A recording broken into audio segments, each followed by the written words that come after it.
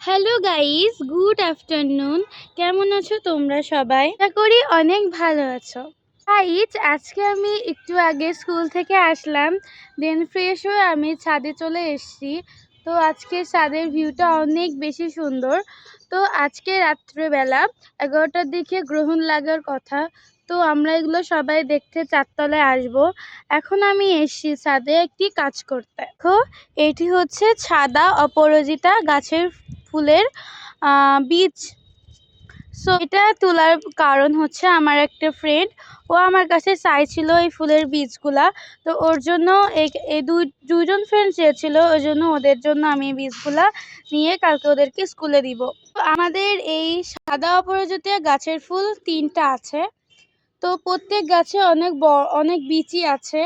তো সেগুলো আমি এখন তুলবো। এই যে একটা বীজ তুললাম। এই যে এখানে আমি বীজ খুঁজছি কোথায় কোথায় রয়েছে, তো এখানে পেয়েও গেলাম। তো দেখো গাইজ, একটা ডালে কত বীজ রয়েছে। না, বীজ তুলতে যে ফেটেও গেল। তো যাই হোক, তো এই যে বীজ, তো এটা তুলছি। নিচের দিকে অনেক হয়ে আছে, দেখো।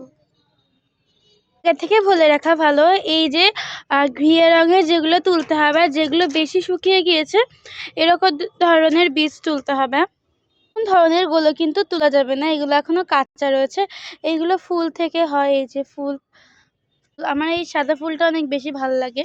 এটা হচ্ছে আমাদের একটি গাছ, এই গাছের নাম আমার ঠিক জানা নেই। এই গাছের ফুলটা শীতকালের দিকে অনেক বেশি ফোটে এবং পুরো গাছটা একদম সাদায় ভরে যায়।